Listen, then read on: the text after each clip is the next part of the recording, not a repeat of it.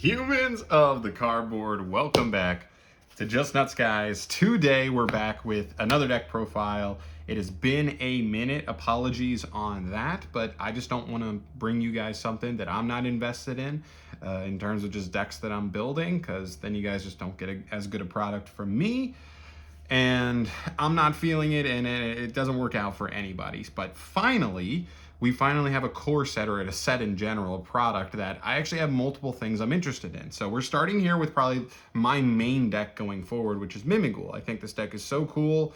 I really love the way that it works. You guys know I'm a big fan of Subterror. I really wish they would come through with support for that deck, but this is the closest thing since then. It's a flip-based strategy, although it's very different from even how Subterror worked, but Konami's done a really good job. This is the first time they've done a really good job with a TCG exclusive.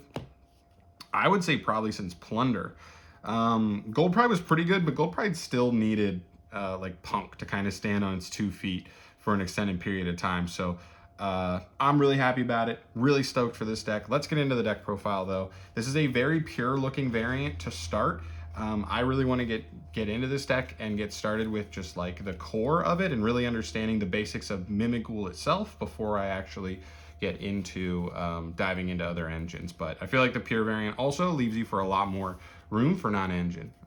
So that's a big bonus as well. So let's get into it. Starting off here, you obviously start with 1 copy of Master. This to me is such a clear one of. I think one of the issues people complained about before when the deck got its first wave was that Master felt like an okay normal summon, but not a great normal summon, and Dragon was just better, even though he's supposed to be like your main deck boss monster. I still think he's really good, but now that we have an Exceed that summons him straight out of the deck, you only really need the 1, because you can get access to him very, very easily now. So really, really good card, really helpful for the deck, but he's just a clear 1 of to me now. Moving on, 3 copies of Dragon. This is your other Stratos, but this one searches spells and traps, which is just straight up better than searching a monster, because you can always get the field spell into a monster. But this card's great. I even think its flip effect is decent. I end up using that pretty regularly as well. But yeah, it's the best MIMIGHOUL monster for sure in the main deck. I'm still in 3 copies of Archfiend. I'm a little bit on the fence about this one. I've had some practice duels and testing where I really do run through a lot of the MIMIGHOULs, and like Maker can become dead pretty quickly sometimes. So having that 3rd copy doesn't hurt. It's also a card I don't mind opening, like at all. This is one of the better MIMIGHOULs to give your opponent, because if you just find any way to flip him up, you're getting just a big swing and hand advantage. You're getting a level 1 back to your field to do Exceed plays, yada yada. And sometimes as a normal summon, if you're not getting 2 Dragon as your normal summon exactly, this is the next best normal summon, because like opening this with literally any other level 1, you give the other level 1 to your opponent, normal this, it flips the other one, and then you get whatever effect goes on there, and then you get it back. Again, there's 2 level 1s to go into Exceed plays, so I really like this guy. He's probably fine at 2. Again, I'm on the fence about it, but I wouldn't blame you if you cut him down to 2. I think it's like a small thing that you can make that judgment call on, but right now I'm still moving on with 3. Next up, 3 Fairy. This is the first new monster to the strategy that we're showing off here. Really awesome extender. That's her main purpose in the deck. Her main purpose is just the fact that she says, if you control a MIMIGHOUL monster, special summon this from the hand. Again, with the new Exceed monsters, with finally a way to actually get really good value out of the bodies that you end up with, we're not always just going into IP pass. You know what I mean? IP with another monster pass. We're now able to actually like use these bodies to get into more meaningful in archetype stuff, which is really, really important. Her flip effect's not terrible either, especially if you can pair it with the field spell, so that way you can potentially lock your opponent out of normal summoning. If you're able to like room something else to your opponent and then have like force them to flip this to start their turn, they're going to end up like not being able to use like monsters for the special summon from the hands effects, and they're not going to be able to normal summon. That can really restrict some archetypes. Some archetypes just straight up can't play at all under those conditions, which is really, really strong. Then a couple 1-ofs. The other 2 new main deck monsters, 1 copy of Slime, 1 copy of Armor. To me, these cards are 1-ofs. I've seen some people mess around with the idea of 2 Slime, but I think I'm totally fine with just 1 in the main. And then Armor. Armor is just an alternative extender. He says if your opponent controls a monster, he can special from hand. I think that's all it is, right? Yeah, if your opponent controls a monster, which is super, super easy. Slime has an extension effect as well, but it's just not nearly as good. He requires your opponent to have more monsters than you, which is not nearly as flexible. Going second, it's solid, but going first, it's not. But he has the much better flip effect. His effect on flip just summons another Mimighoul from your deck to your field, which is really, really strong. Especially depending on like what monsters you've gone through already that turn. That can be immensely, immensely strong. He's probably the single best target to give your opponent and force them to flip up on your turn. Because he's getting himself as a level 1 body, he's summoning another level 1, and depending on what you're summoning, it could be potentially Master to search something else, potentially Archfiend to flip something else, potentially Dragon if you never started with Dragon. Just a lot of power in this card. And then Armor, just basically another extender. Fairies are hard ones per turn, so if you just have the gas, but you've already gone through Fairy, it's nice to have an additional target in the deck. So I think that's 11 main deck Mimighouls, which is a decent count. No, actually I think it's 12, which is even bigger. But they're good. They're better now than they were before, so I'm not complaining. All right, moving on. We move to the spells for the Mimighouls. 3 copies of Dungeon, well, 4 copies of Dungeon with Terraforming. This is the best spell or trap in the deck. So good. Searching a monster on every turn from deck or graveyard, even crazier. You can play around Droll with this. And then also Terraforming. You don't, not turn 1, but later in the duel, which doesn't really matter, but it is what it is. But yeah, this card's incredible. Not only that, but also the lock effect I mentioned earlier, locking your opponent out of being able to normal summon if they currently have a set monster. Really, really, really, really strong. I love this card. Next up, 3 copies of Maker. Maker got a significant buff from the second wave here. Maker is always combo now, just because if you're doing Dragon and Archfiend, now that we actually can basically keep our engine turned on by going into Giant Mimighoul in the extra deck, Maker's just always combo, right? Even though it's random, if your opponent gets Dragon and you get Archfiend, you summon Archfiend, you flip the Dragon, you get the Dragon back. That's 2 level 1s without normal summon. You now can make Giant Mimighoul, search a second Dragon, normal summon him to get an effect to search spell trap, go from there, right? That's combo. Vice versa, if you go give your opponent Archfiend, summon Dragon, again, you just basically E-Tellied for Dragon, and Dragon then searches. If you can get to Crime, you'll be able to flip the Archfiend to get the hand advantage stuff going as well, but again, you're getting into your engine. You're going from there. You didn't even have to use Giant to do it, which is really good.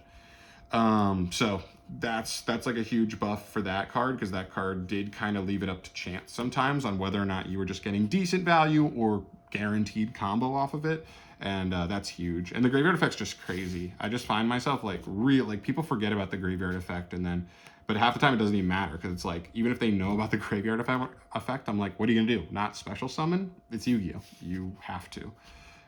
So yeah, I love this card. It's really, really good. Still on 1 prosperity, even though it's now been hit to 1. I think it's fine. This is kind of like the last slot in the deck. I was messing around with the idea of Fork. I have cut Fork. In testing, I really found Fork just not my favorite. And to be fair, it was like, I saw it in some duels like going second, where I was like, okay, can I break this board apart? I activated it, and since I'm on more of a hand trap build, my opponent let me draw, obviously, and not let me flip up. So I drew 2, but since I'm on a hand trap build, there was really nothing for me to draw in that scenario. I really needed the flip up. So to me, if Fork literally just said like, get rid of the draw effect, and it literally just said flip, like target opposed monster, flip it up, whatever, and everything was the same. It just didn't, it only had the flip effect and didn't allow your opponent to choose anything, I would play it. But because my opponent's probably just always choosing to send the set target to let you draw 2, it's just fine, because it's just so conditional at that point. I'd rather just have a card like Prosp or Called By, some like actual like card that's live all the time, rather than like a conditional, situational card that's like always the 4th spell or trap you're ever looking for, right? You're always going for the field spell before that card. You're always going for Maker before that card. You're always going for Room before that card. So I just felt like as the 4th best spell and trap target, I don't love how conditional it is. So I chose to leave it off. And go with Prosperity, which is fine. The only thing Prosperity conflicts with is Archfiend. That's literally it. On like a turn 1 play where you plan on flipping Archfiend to draw, That's the only thing it conflicts with, but you don't even always go for that line. You never have to flip Archfiend on your turn if you don't want to. Then 3 Room, still maxing out on Room. I know some people have chosen to cut down a little bit on Room just because Maker or Giant MIMIGHOUL can now search it out. But as I showed you, like sometimes doing the like Maker combo, you're going into Giant super early, and at that point, sometimes you have to go Giant to get the field spell. You're not going Giant to go into straight to Room, which means you're not using his search for Room later on. So I'd rather just see this card no matter what. I think this card's crazy. Even the graveyard effect is like also nasty. I've had scenarios where the graveyard effect is actually like 1 me duels. It guarantees you follow-up in a lot of cases. This card's really, really good. I could see myself cutting it to 2, but I don't see myself cutting it to 1 really. Especially since this deck doesn't like assemble lethal like super, super easily. So being able to grind and have a second copy to search later is really nice. All right, and then the rest is literally non-engine. So we're talking, for almost a 50-50 ratio. I think it's closer to like 23 or something for engine versus non-engine, but that's the benefit of playing the pure variant versus like another engine. So starting off, three Bystials, 1 Magnamut, 1 Druisworm, 1 Baldrake. I'm considering cutting Baldrake. Baldrake's just not as good in this deck. We don't inherently put lights and darks on the field uber consistently. We can do it. It just makes this card a little hit or miss on that bonus effect. So it's possible the better ratio is just 1 and 2 Druisworm there. But still. Plus Magnamut is crazy. Magnamut's just get like a staple in this deck right now. As long as Bystials are decent, Magnamut going second, being able to just like be a hand trap, be a big body, and then just search you Dragon on your opponent's end phase to guarantee you Dragon in hand is just so cool. Such a cool aspect about this card. That 3 Shifter. It is what it is. This is a Shifter deck. Some people are going to hate it. But to be fair, in a format pretty soon, we're going to have like multiple decks at the top of the format that are Shifter decks. And maybe that's enough to get Konami to finally want to ban Shifter if like every other deck that like loses a Shifter is like gate kept out. Also, if half of the top decks are all Shifter decks, then people are going to start cutting Shifter because it's just not even a card that helps them win duels anymore. So we'll see. But yeah, right now we got to play it. If Yubel and Snake Eye are like the best decks in the format, you got to play it. 3 Ash, pretty self-explanatory there. 3 Imperm, also self-explanatory. Those are like the 2 best, like just generic hand traps that have been for like 5 years. 3 Ogre. Ogre's weird. This one was a tough decision on this slot in the main deck. You go back and forth on, do you like Veiler? But they both don't work under Shifter. But I don't really care that much about that, just because if I'm shiftering, Shifter's enough on its own. You don't need to open a second hand trap with Shifter. So I'm okay with having a card just kind of like sit, like even if it can't work under Shifter. If I did resolve Shifter, I'm sitting there, I'm like, okay, I'll just save this for later. If the duel goes that long, I can just save this card and this will be loaded up for when Shifter goes down. And that's fine. I also don't mind Ogre because even though it's not necessarily a card you want to draw 2 of, at least going second, it means you can hand trap them with the first one and then use the second one sort of like a board breaker, which is more than like 2 Ash or 2 Imperm's not bad in that same scenario, but it makes this as a 3 of like a little more tolerable there. And I didn't want to go all in on Nib, especially when like the only other 3 hand traps I had were like Shifter, Ash, Imperm. I felt like you'd want to pair like Veiler as well with it because they just pair so well together to beat like any kind of negation your opponent might make. But still, I chose to go Ogre here, kind of testing out in the new format because I do think it has some applications, some decent applications in both of the top matchups. So that's more testing, but we're talking non-engine here. And then talents to round it off. I'm not on Thrust in the main. Not every combo leads to super consistent ways to flip your opponent's monsters. So I don't like relying on that, but you can always get hand trapped. We're still in heavy hand trap formats. The best decks in the game are the best decks in the game because their engines are good, a lot of 1-card combos, and they can fit a lot of non-engine as well. So that opens the gate for talents to be really good. And you still have the ability to give your opponent a monster, force flip it, force it to activate, and then make your talents live turn 1 to either draw 2 or to potentially look at your opponent's hand. Just depends on what your current scenario is. But there you go. That's a clean 40. I like where I'm at so far. I think this is a good starting point to get into the deck. We will look at more engines later on as I kind of test with at least the pure variant before messing around with other stuff. I know some people have been relatively high on the Snake Eye engine just because they plop level 1 bodies, so they do just facilitate you into a giant very quickly and easily without normal summon a lot too.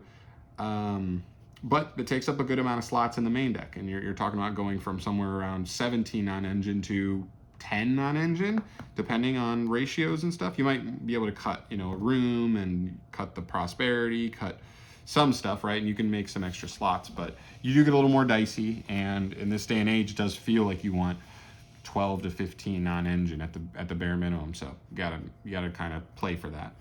All right, into the extra deck. 2 copies of a giant MIMIGHOUL here. This card's amazing. I love this card so much. This one's probably the better of the 2, especially since it's generic, so it does allow for stuff like Snake Eye to have extra pull here. But really, really good card. Searching you out, any MIMIGHOUL card is just crazy. And on top of that, also being able to allow all your MIMIGHOULs to attack directly is huge, especially on a turn where you have a couple MIMIGHOULs who have the field spell attack buff is absolutely nutty. So I like that quite a bit. It's really, really good. The other one, MIMIGHOUL Throne. I still play 2 of him. Maybe this is a little overkill, but to be honest, I also didn't have anything super crucial in the extra that I felt was really pressing, so I was totally down to play 2. One's probably fine. You're probably only using 1 most of the time, but I haven't tested enough to know for sure. The first one, summoning your master out of the deck, and then if he does get removed, making a second one later on to bring him back from grave can be really nice in a grind game, so I don't mind it. Only annoying thing about this card is he requires 2 MIMIGHOULs specifically, not level 1s, which is kind of weird because I would almost think the other one made more sense to give it that kind of lock, but it is what it is. They're both really good. 1 copy of number 31, Embodiment of Punishment. This card's really nice. There are certain combos where you give your opponent a monster and you just have enough extra bodies, and why not make this guy and force it to flip? As well as kind of similar to Master. If you're not able to get to Master or end on him, it's another quick effect like his on the opponent's turn to just quick flip something like a dragon or whatever. Dragon's probably the best situationally to pair with him, just wipe their board whenever you want kind of thing. But it's a useful card. It comes up every once in a while, not every turn, not every duel, but really nice. I also play 1 Lyrillus Ensemble Robin sometimes as well. If you're going to pair the normal summon lock with this card, it's really, really strong because whatever they try to summon, you just bounce it. You really put them in a awkward position that way where they're locked out of specialing. You hit their early specials, or you lock them out of normal summon. You bounce all their early specials, and they just run out of gas like that a lot of times. So it's really nasty. But sometimes it doesn't work by itself, right? Because any normal summon just beats over it.